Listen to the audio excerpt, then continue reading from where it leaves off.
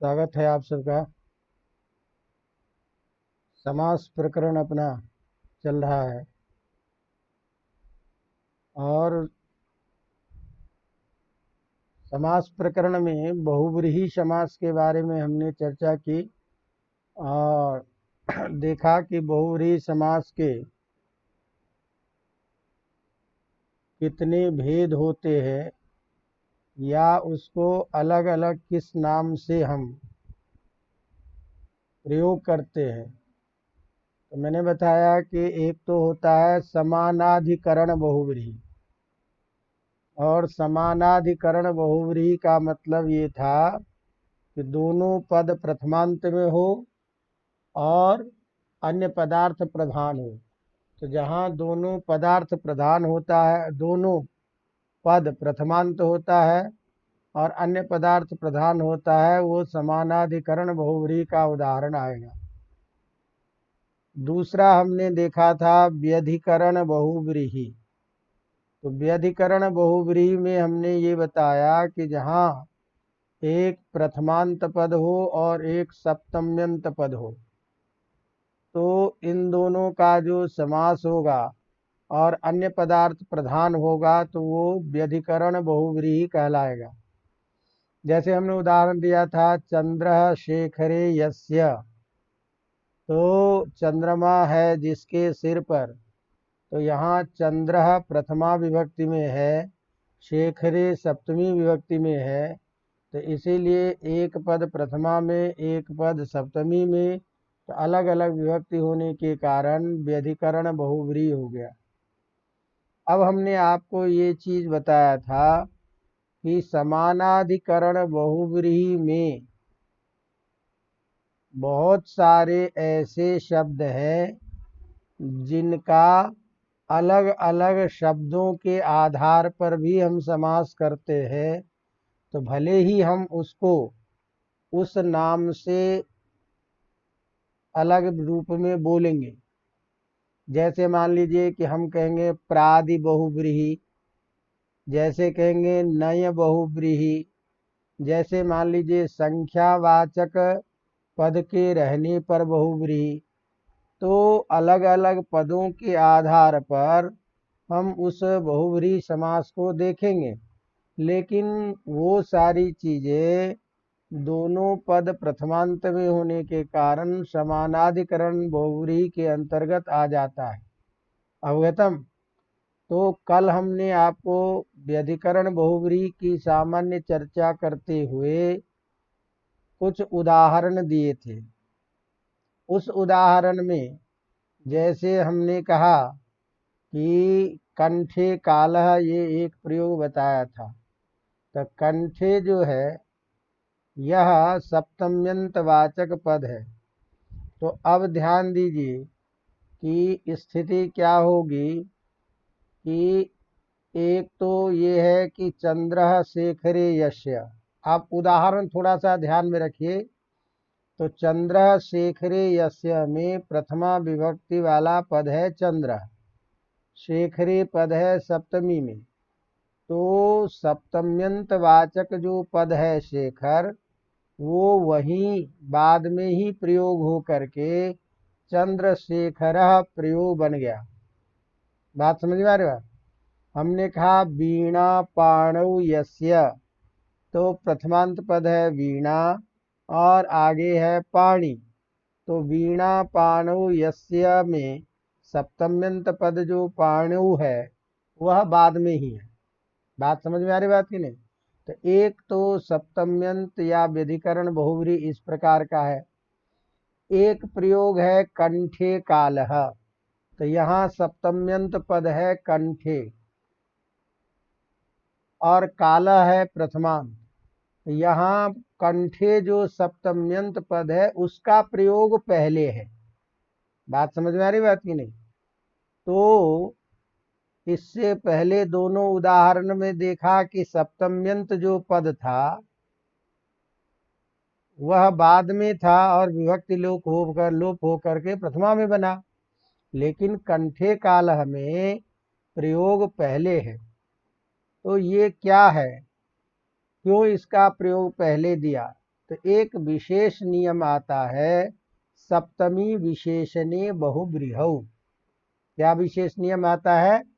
सप्तमी विशेषणे बहुब्रीहौ, माने सप्तम्यंत पद यदि विशेषणवाची हो, विशेषण के रूप में यदि प्रयोग होता हो, तो ऐसे विशेषणवाची जो सप्तम्यंत पद होता है उसका प्रयोग बहुव्रीहि समास में पूर्व में होता है। तो कंठे कालः यस्य, इस प्रयोग में यह जो कंठे पद है यह विशेषणवाची है, और विशेषणवाची होने के कारण इसका प्रयोग पूर्व में होता है। तो ये सूत्र मैंने केवल इसलिए बताया कि कदाचित आपको पूछे तो कंठे कालः में सप्तम्यंत पाचक पद का प्रयोग पूर्व में क्यों, तो बहुव्रीहि समास में विशेषणवाची शब्द का प्रयोग पूर्व में होने के कारण। अवगतम? इस तरह से हमने व्यधिकरण बहुव्रीहि तक पढ़ा। अब हमने जैसे आपको कहा विशेष शब्दों के आधार पर हम कुछ बहुव्रीहि समास अन्य रूप में पढ़ते हैं। तो जैसे कहीं संख्यावाची शब्द रहता है तो संख्यावाची शब्द का भी बहुव्रीहि समास में प्रयोग होता है। ध्यान दीजिए, जैसे मूल बात क्या है, अन्य पदार्थ प्रधान हो तो अन्य चीजें प्रधान होनी चाहिए। तो संख्यावाची जो शब्द है उसका भी प्रयोग बहुव्रीहि अर्थ में होता है। अवगतम? इस बात को बताने के लिए एक विशेष नियम है, तो सामान्य चर्चा के रूप में ताकि आप लोगों को ध्यान में रहे, तो एक चीज तो है संख्या, जिससे गिनती करते हैं, जो गिनती का माप है वो है संख्या। और एक ये है कि जिस चीज की गिनती करेंगे उसे व्याकरण की भाषा में बोलते हैं संख्येय, गिने जाने योग्य जो होगा उसे क्या कहेंगे, संख्येय। जिस चीज से गिनती करेंगे वो क्या है, संख्या। तो नियम ये है संख्या अव्यय आसन्न दूराधिक संख्येये, माने संख्येय, संख्येय माने जिसकी गिनती हम करेंगे। तो ऐसे जो संख्येय है, समझेंगे ना, तो संख्येय वाचक शब्द का संख्यावाची शब्द के साथ, समझेंगे ना, समास होगा। एक बात उसके लिए क्या कह रहा है, अव्यय आसन्न, समझेंगे ना, अदूर और अधिक, इन शब्दों का भी संख्यावाची शब्द के साथ में क्या होगा, समास होगा। बात समझ में आ रही बात? तो इसका मतलब अव्यय जो होगा, आसन्न शब्द जो है, अदूर शब्द, अधिक शब्द, इन सभी शब्दों का और संख्या का अपने जो संख्येयवाचक शब्द है जिसको हम बोध कराना चाहेंगे उस सुबंत के साथ विकल्प से समास होता है। संख्यावाची शब्द के विषय में एक चीज ध्यान रखिए कि 20 से आगे तक की जितनी भी संख्या होती है वो सभी हमेशा एकवचन में ही प्रयोग होता है। अवगतम? और उसका जो लिंग वचन इत्यादि का प्रयोग होता, समझ में आ रहा है, वो जिस विशेष के आधार पर प्रयोग होगा उस विशेष के आधार पर उसका लिंग वचन का प्रयोग होता है। अवगतम? तो अब जैसे 10 तक की जो संख्या है तो उसका तो हम बहुवचन में प्रयोग करेंगे, लेकिन 20 के आगे की, 20 से लेकर के आगे तक की संख्या का प्रयोग एक वचन में हमेशा होता है। अब जैसे देखिए हम प्रयोग बताते हैं कि संख्या का अव्यय के साथ जब समास होता है तो हम कहते हैं दशानाम समीपे ये संति, 10 के पास में होने वाली संख्या। तो 10 के पास में कौन सी संख्या है, 9 और 11। तो 9 और 11 को हम उपदस बोलते हैं। उपदस का मतलब क्या है, दशानाम समीपे, ये संति। तो 10 के पास जो है तो उप क्या है, अव्यय। तो इस अव्यय का संख्यावाची शब्द जो है 10, उसके साथ में समास हुआ। अन्य पदार्थ प्रधान कौन होगा, 9 और 11। तो इस तरह से उपदस शब्द का अर्थ हुआ 9 या 11। तो अब आपको परीक्षा में मान लीजिए पूछ दे कि उपदस में कौन सा समास, तो ये ध्यान रखना है कि उप का अर्थ होता है समीप। तो 10 के पास जो रहेगा वो अर्थबोध होगा, और इसका अर्थ विग्रह करेंगे दशानाम समीपे ये संति ते उपदशा। अवगतम। इसी तरह से हम विंशते समीपे, समीपम ये संति, 20 के पास में जो है उसे हम बोलेंगे उपविंश। क्या बोलेंगे, उपविंश। और उपविंश का मतलब हुआ 19 और 21, समझेंगे ना। इसी तरह से अत्रिंशद अदूराहा, 30 के दूर में जो ना हो अर्थात पास में हो, तो अदूर शब्द का भी हम समास कर लेंगे संख्यावाची शब्द का। तो क्या बनेगा, 19 और 21। इसी तरह से हमने कहा चत्वारिंशतः अधिकाः, 40 से अधिक की संख्या, उसके लिए हम प्रयोग क्या करेंगे, अधिक चत्वारिंशः मैंने 41। तो हमने अभी क्या बताया, कुछ शब्द गिना दिया कि इन शब्दों का, समझेंगे ना, अव्यय का, दूरा अदूर शब्द का, इन सभी शब्दों, अधिक का, इन सभी शब्दों का भी संख्यावाची शब्द के साथ क्या होता है, बहुब्रीहि समास। और देख रहे हैं कि यहाँ क्या है, दोनों प्रथमा विभक्ति में है, इसीलिए स्थिति क्या बनी कि समानाधिकरण बहुब्रीहि के अंतर्गत आ जाएगा। इसी तरह से यहाँ अभी हमने संप्रयोग में क्या देखा कि बाद में संख्यावाची शब्द का प्रयोग है। तो बाद में संख्यावाची शब्द का प्रयोग होने के कारण इसको हम संख्योत्तर बहुब्रीहि भी कहते हैं। अवगतम।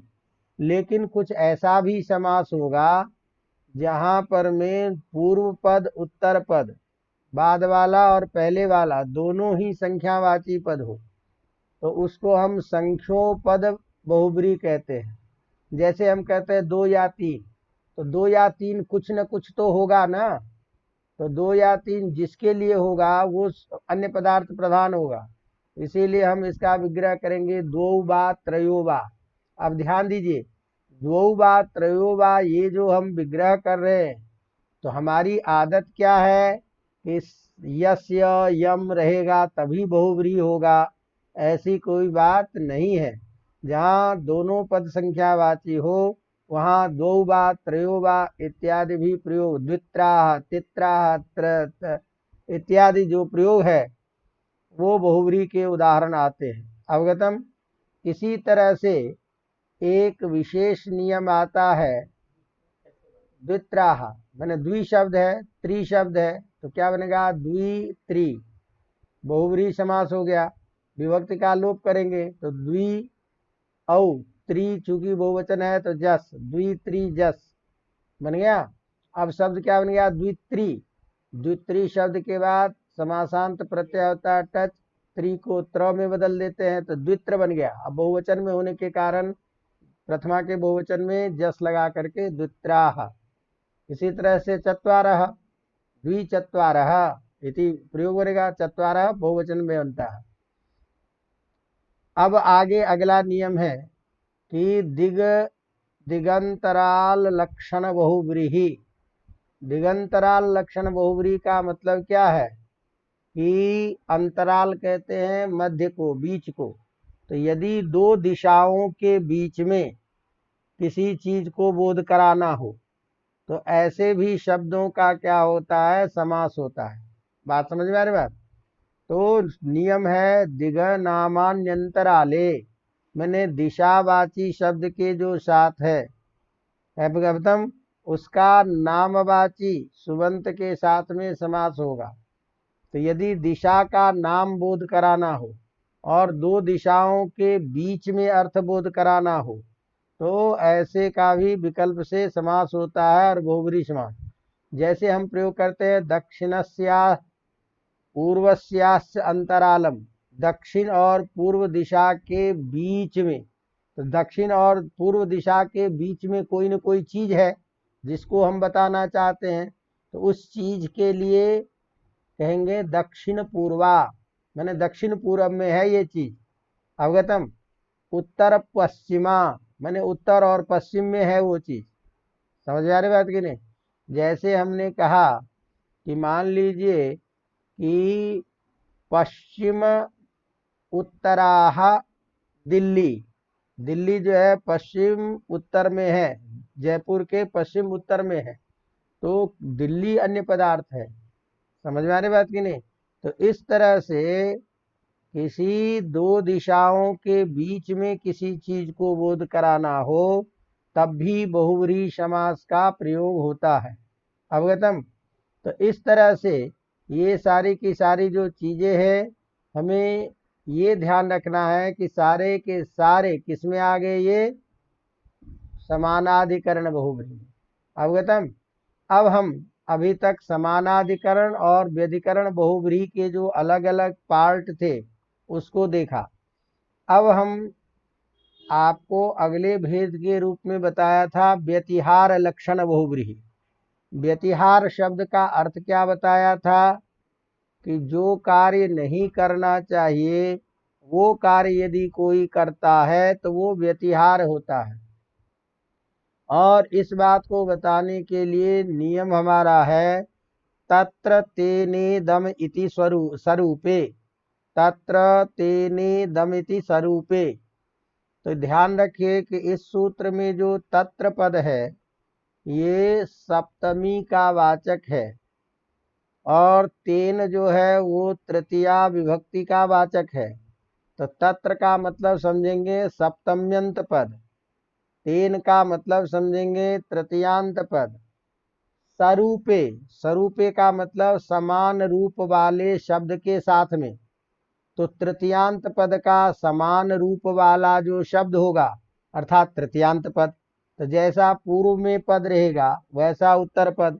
तो तात्पर्य क्या निकला कि दोनों पद तृतीयांत विभक्ति में हो, तृतीया विभक्ति में हो।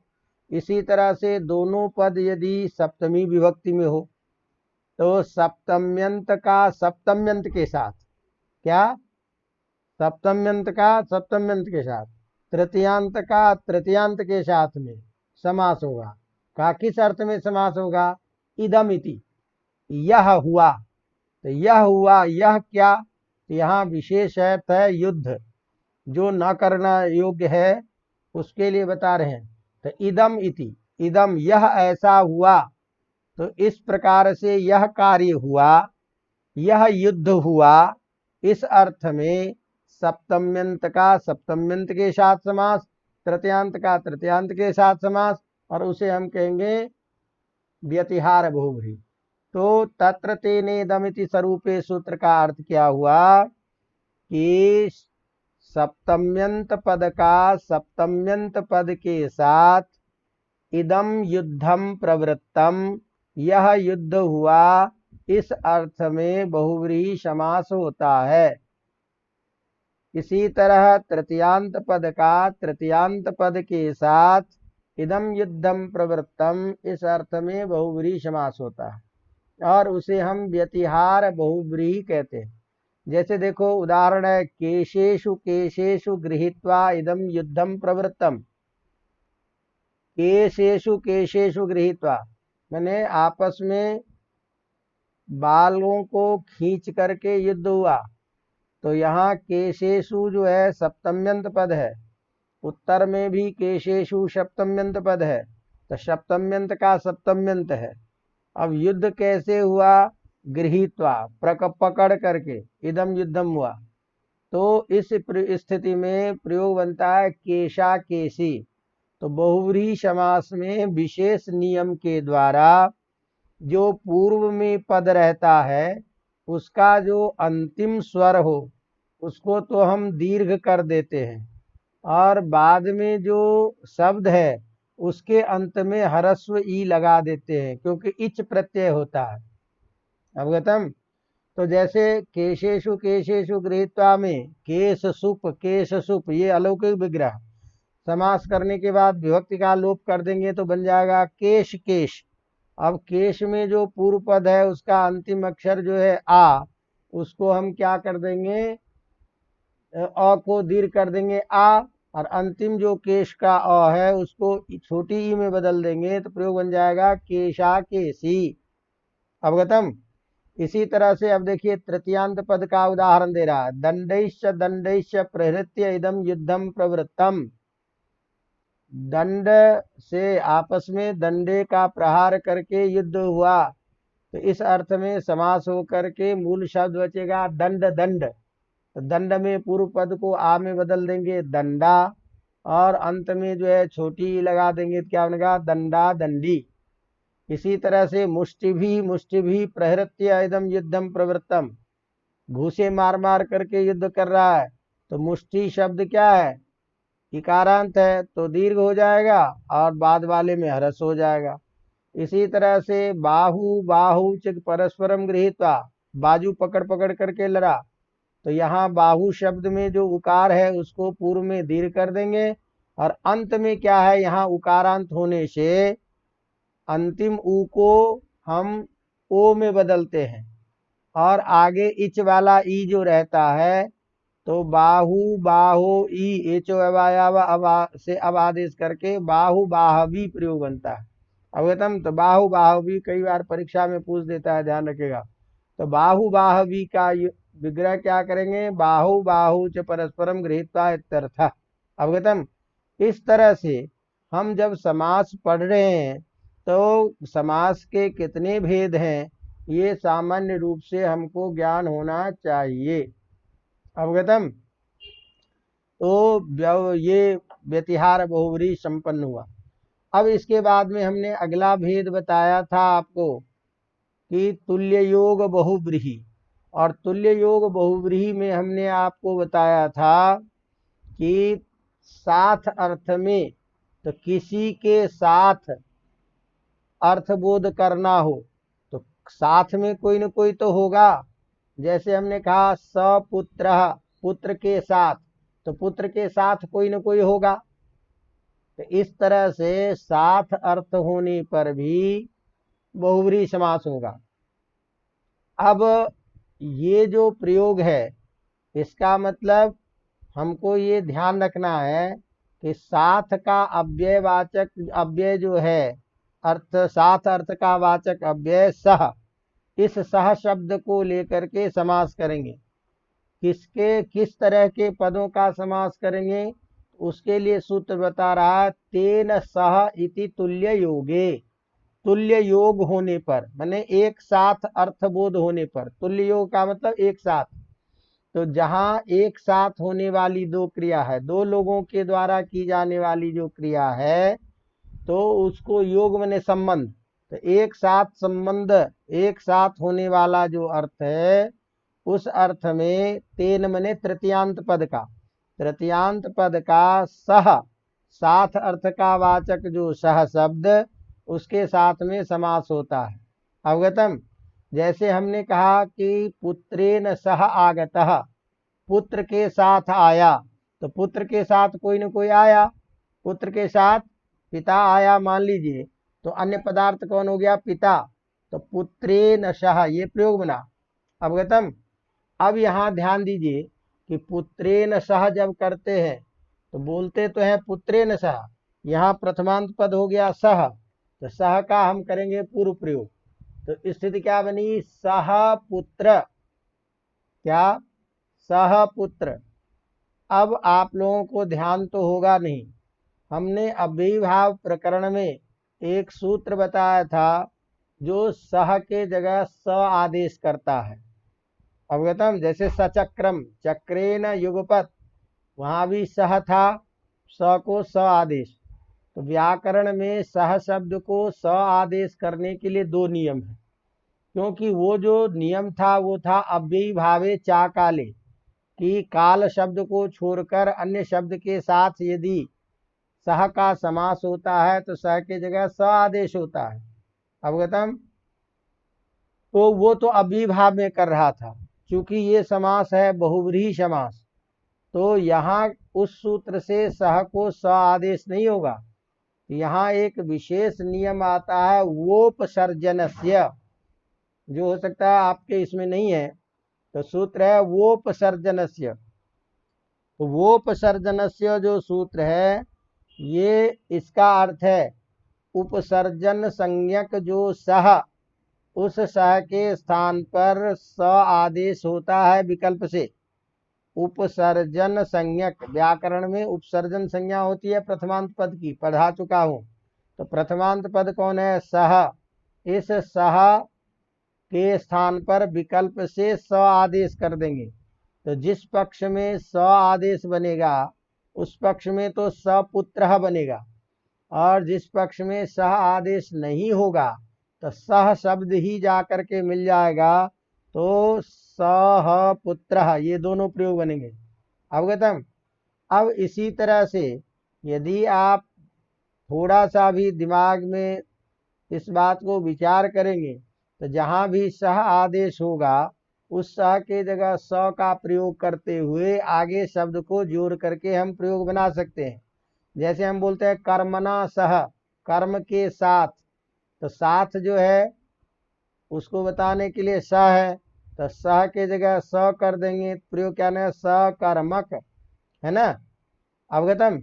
इसी तरह से सलोमना सह, तो सलोमकः, ये समासांत क प्रत्यय आता है।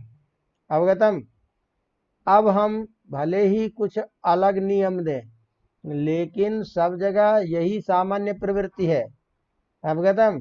जैसे हमने कहा पुत्रेण सह तस्मै, तो बहुव्रीहि अर्थ के लिए पुत्र के लिए, पुत्र के साथ, उनके लिए दो, तो सह पुत्राय, ये प्रयोग है। सवत्साय, लेकिन कुल मिलाकर के सब जगह बात क्या हो रही है? तृतीयांत पद का सुबंत के साथ सह शब्द का समास होता है, और उसको हम तुल्य योग बहुव्रीहि कहते हैं, ये ध्यान रखना। अवगतम। इसी तरह से विशेष शब्द के द्वारा हमने अलग भी आपको बताया था, नाम देते हैं। तो दूसरा जो समास था उसके लिए हमने बोला था प्रादि बहुव्रीहि। क्या बोला था? प्रादि बहुव्रीहि समास, मैंने प्र आदि जो उपसर्ग है उसका सुबंत के साथ समास होगा, और अन्य पदार्थ प्रधान होने पर बहुव्रीहि समास होगा। लेकिन यहाँ थोड़ा सा नियम को देखने की जरूरत है, समझने की जरूरत है। क्यों? क्योंकि तत्पुरुष समास में भी हम ऐसे ही उदाहरण पढ़े थे प्रादि तत्पुरुष में। अब हम आपको थोड़ा सा पहले समझा दें कि यहाँ जो पहले नियम एक बार देख लीजिए, फिर बातें समझ में आएगी। नियम क्या है? प्रादिभ्यो धातुजस्य वाच्यो वाचोत्तर पदलोपः। प्रादिभ्यो धातुजस्य, अब एक चीज समझ लीजिए, धातुज शब्द का मतलब होता है धातु से बना हुआ शब्द। धातुज माने धातु से जन्म लिया हुआ शब्द, धातु से बना हुआ शब्द क्या होगा? धातुज। अवगतम। तो प्रादिभ्यः धातुजस्य माने प्र आदि शब्द के साथ यदि धातुज शब्द लगा हुआ हो, ध्यान रखिएगा यहाँ इस बात पे जो जोर दे रहा हो, प्र आदि शब्द के बाद यदि कोई धातुज शब्द लगा हुआ हो तो ऐसे उपसर्ग सहित धातुज शब्द का, उपसर्ग सहित धातुज शब्द का सुबंत के साथ समास होता है, और पूर्व पद में जो बाद वाला पद है धातुज, उस धातुज शब्द का लोप हो जाता है, उस धातु शब्द का लोप हो जाता है। जैसे उदाहरण से समझो, हमने कहा प्रपतितम पर्णम यस्मात्, जिस वृक्ष से पत्ता गिर चुका है उस वृक्ष को हम क्या कहेंगे? प्रपर्णः। तो यहाँ देखो प्र उपसर्ग है, उसके बाद में शब्द है पतित, तो हमने कहा प्रपतितम, तो पत धातु है, उस धातु से बना हुआ शब्द कौन है? पतित। उपसर्ग कौन है? प्र, तो उपसर्ग के साथ धातुज शब्द कौन हो गया? प्रपतित। इस प्रपतित शब्द का क्या किया आपने? पर्ण के साथ समास कर दिया। तो क्या बन गया आपका? प्र बचा, पतित हट गया तो प्रपर्ण बचा, जाकर के प्रयोग करा प्रपर्ण।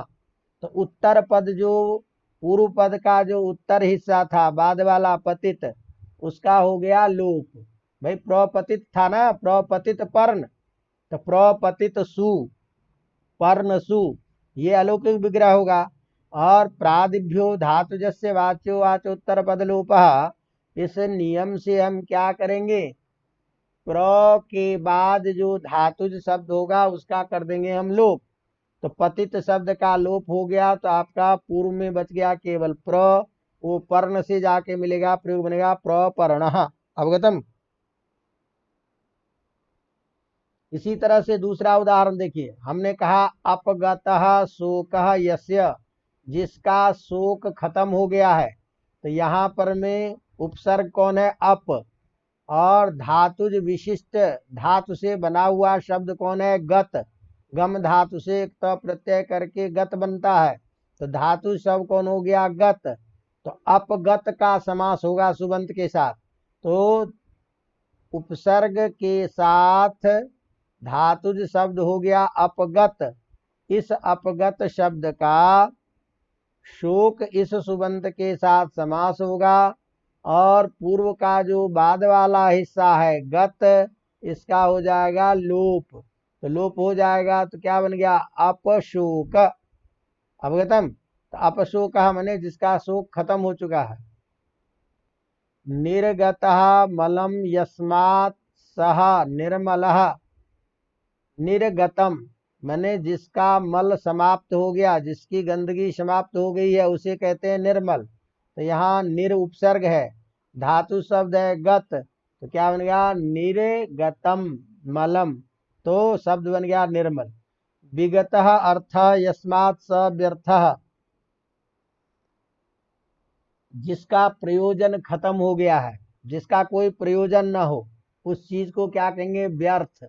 तब विगतः अर्थ यस्य स व्यर्थः, अर्थात इसका कोई प्रयोजन नहीं रह गया है, उसे हम बोलते हैं व्यर्थ है ये।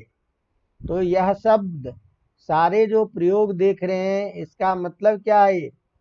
ये सब जगह धातुज विशिष्ट शब्द का समास कर रहा है।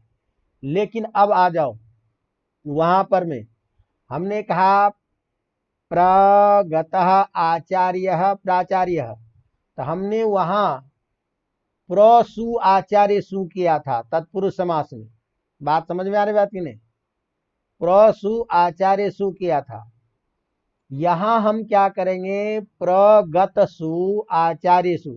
तो यदि प्रगत शब्द के साथ आचार्य का समास करेंगे, अन्य पदार्थ प्रधान होगा तो बहुव्रीहि में चला जाएगा। तो अर्थ क्या होगा था? प्रगतः आचार्य यह सह।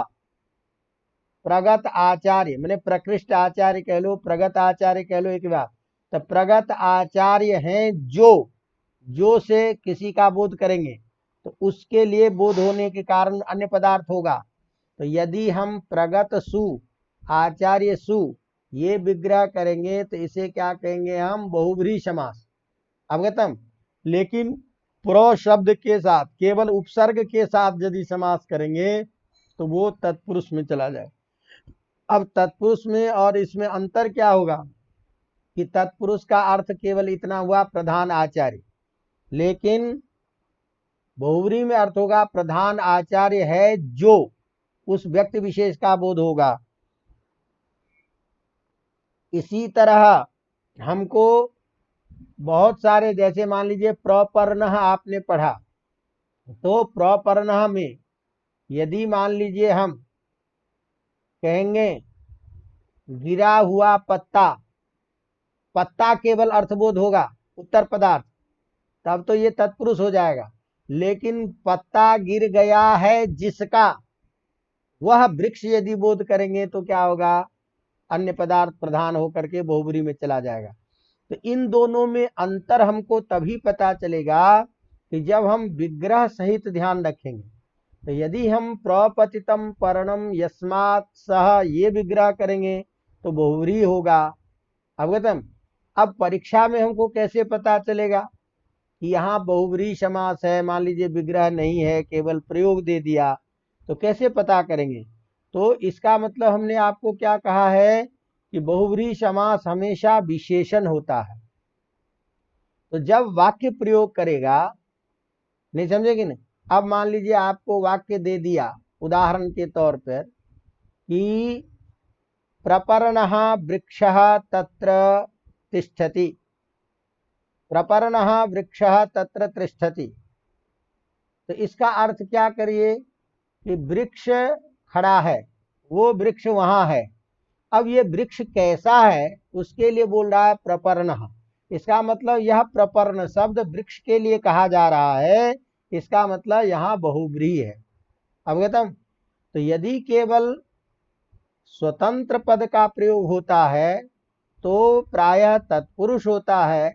यदि कोई विशेष्य किसी भी अर्थ में, चाहे वो पढ़ा गया हो, न पढ़ा गया हो, लिखा गया हो, न लिखा गया हो, अन्य पदार्थ का यदि बोध कराएगा तो वो बहुव्रीहि में चला जाएगा। अवगतम।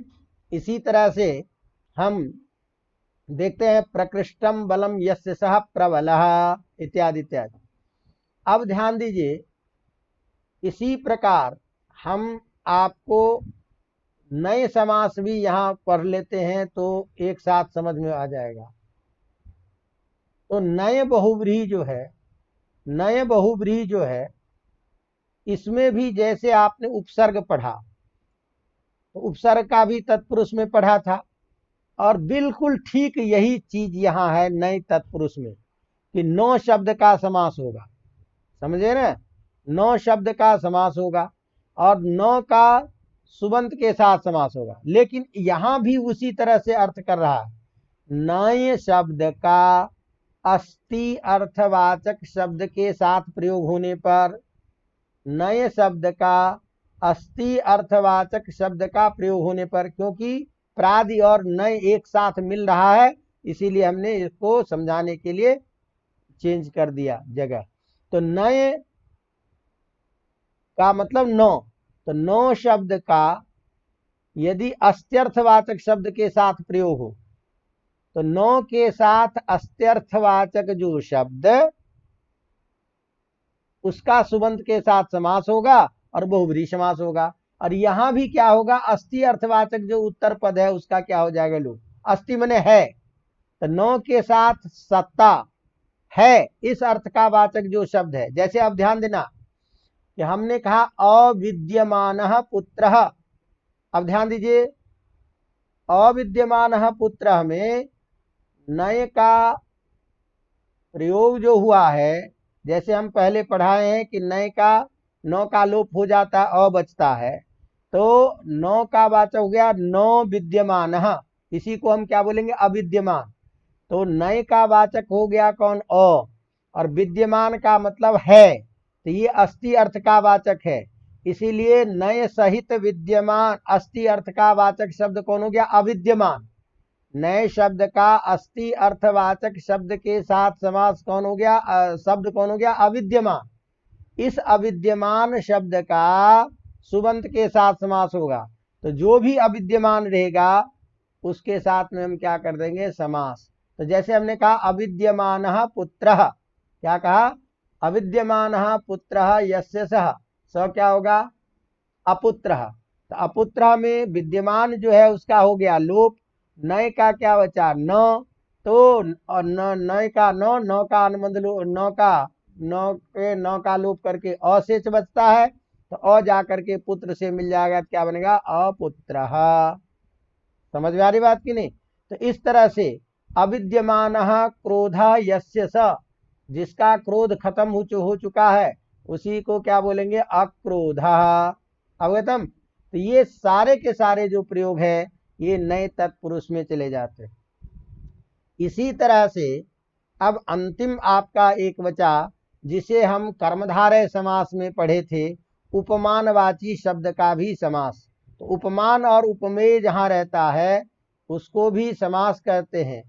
और जहां जहां आपने बीच में पद का लोप किया है उसको हम मध्यम पदलोपी भी कह सकते हैं। भाई जिस समास में बीच वाले पद का लोप हो जाए तो बीच को क्या बोलते हैं? मध्यम, उसको बोलेंगे मध्यम पदलोपी समास। अब ध्यान दीजिए कि उपमान वाची शब्द का समास होगा तो उपमेय वाचक सुबंत होगा, अर्थात जिसकी तुलना करेंगे। अब एक चीज हमको जरूर ध्यान में रखना है, हम जब तुलना करते हैं तो थोड़ा सा समझने का, हम कहते हैं हाथी जैसा पैर है। क्या बोलते हैं?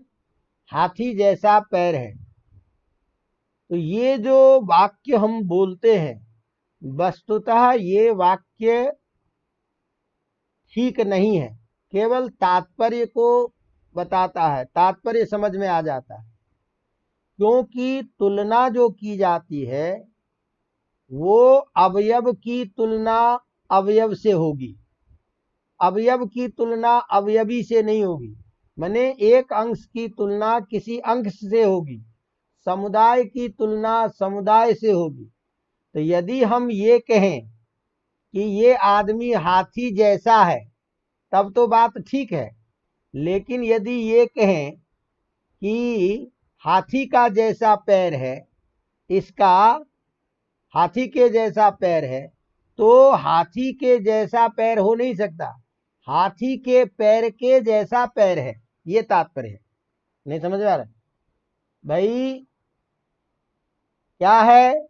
तो हमने कहा कि हाथी के जैसा मुंह है, तो हाथी के जैसा मुंह नहीं होगा, हाथी के मुंह के जैसा मुंह होगा।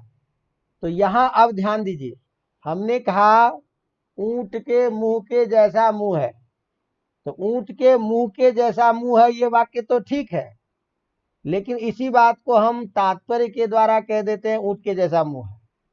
तो विग्रह वाक्य या उपमान उपमेय जो होता है, ध्यान दीजिए, मुख का मुख के साथ तुलना, अवयव का अवयव के साथ तुलना, समुदाय का समुदाय के साथ तुलना। तो जैसे हम कहते हैं कि ऊंट के मुंह के तरह मुंह है, तो अब यहां मुख की तुलना हम करने जा रहे हैं, तो विग्रह हमको क्या करना पड़ेगा? उष्ट्र मुखम इव, क्या बोलना पड़ेगा? उष्ट्र मुखम इव मुखम यस्य। समझ में आ रही बात की नहीं? अब यहां एक शब्द हो गया उष्ट्र मुख उपमानवाची, और दूसरा शब्द कौन हो गया? मुख, बात कर रहे हैं। तो यहां विग्रह वाक्य में दो मुख उपस्थित हो गया, लेकिन समास होने पर पहले वाला जो मुख है उस मुख का हो जाता है लोप, और बाद वाला जो मुख बचेगा वो जुड़ करके एक शब्द बनेगा उष्ट्र मुखा।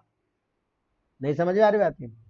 तो हमको ये दिमाग में रखना है कि जल्दबाजी में या जानकारी जिसको नहीं होती है वो विग्रह क्या कर देगा? उष्ट्रस्य मुखम इव, क्या बोलेगा? उष्ट्रस्य मुखम इव, ऊंट, तो इसका अर्थ क्या हो गया? ऊंट के जैसा मुंह है, लेकिन ये विग्रह ठीक नहीं है। इसका मतलब विग्रह क्या होना चाहिए हमेशा? उष्ट्रस्य मुखम इव मुखम यस्य, और इसके एक बीच का क्या हो जाता है? लोप। समझे ना?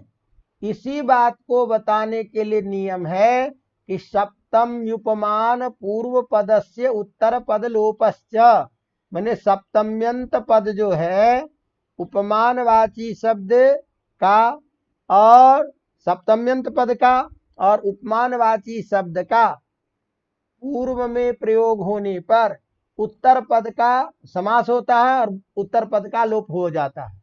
तो उष्ट्र मुखम इव मुखम में उपमानवाची शब्द कौन हो गया? उष्ट्र मुख, उसके बाद में समास हो गया सुबंत मुख, उसका समास होकर के पूर्व पद के उत्तर भाग का लोप हो गया, तो उत्तर भाग कौन है? मुख, इसका हो जाएगा लोप। नहीं समझ में आ रही बात? इसी तरह से हमने कहा, मान लो व्याघ्र पादौ इव पादौ यस्य, बाघ के पैर के समान पैर है जिसका, तो विग्रह यही होगा व्याघ्र पादौ इव पादौ यस्य, और क्या होगा? एक पाद का हो जाएगा लोप, तो शब्द क्या बनेगा? व्याघ्रपात। नहीं समझ में आ रहा? हम इसका विग्रह ये नहीं करेंगे व्याघ्रस्य पादौ इव, बाघ के पैर की तरह, ये विग्रह गलत है, ये तात्पर्यार्थ है। बात समझ में आ रही बात की नहीं? इसी तरह से हम जहां कहीं भी करें गजस्य आननम इव आननम जस्य, हाथी के आनन मने मुख के तरह मुख है जिसका, उसे क्या कहेंगे गजानन। तो वृषाय वृषस्य स्कंध इव स्कंधो यस्य, वृष के हाथ मने बैल के जो सांड के जो, समझ में आ रहे हो कि नहीं? स्कंध मने कंधा होता है जैसे, उसकी तरह कंधा है जिसका, उसको कहेंगे वृषकंध। चंद्रस्य प्रभा इव प्रभा यस्य इति चंद्र प्रभम, चंद्रमा के कांति के समान कांति है जिसका, ये नहीं कि चंद्रमा के समान कांति, चंद्रमा में जो धर्म है उस धर्म का सादृश्य बता रहे हैं। तो चंद्रस्य प्रभा, तो चंद्र प्रभा इव प्रभा यस्य स चंद्र प्रभा तम चंद्र प्रभम या तत्चंद्र प्रभम इत्यर्थ। बात समझ में आ रही है? इस तरह से ध्यान में ये रखना है कि जहां कहीं भी हम समास करेंगे वहां उपमान उपमेयवाचक जो शब्द होगा, तो यदि क्या समझे, हम ये विग्रह करें कि गजस्य इव देवदत्तः, तो गजस्य इव में तो हो गया सादृश्य, लेकिन वहां कर्मधारय में चला जाएगा गजस्य इव, तो यहाँ गजस्य इव में क्या होगा कि समुदाय का समुदाय के साथ, अवगतम। लेकिन यदि हम प्रयोग करते हैं, जैसे हमने कहा, आप ध्यान दो, अब्राह्मण, अब्राह्मण में कहा तो न ब्राह्मण, ब्राह्मण नहीं इतना ही बोध होता है, लेकिन अपुत्र बोले तो क्या हो गया, पुत्र नहीं है जिसको, ये अर्थ आ जाएगा, इसलिए बहुब्री में चला जाएगा। इसी तरह से चंद्रस्य प्रभा इति चंद्र प्रभा, तो चंद्रस्य प्रभा में बहुब्री समास, चंद्रश्चासो चेयम प्रभा चासो प्रभा इति चंद्र प्रभा कर्मधारय समास, लेकिन चंद्रस्य प्रभा इव प्रभा यस्य, ये बहुब्री समास। इस तरह से ये बहुब्री समास को अलग अलग करके हमने आपको 10 भेद बताए, सारे बहुब्री समास इसी के अंतर्गत आ जाएंगे।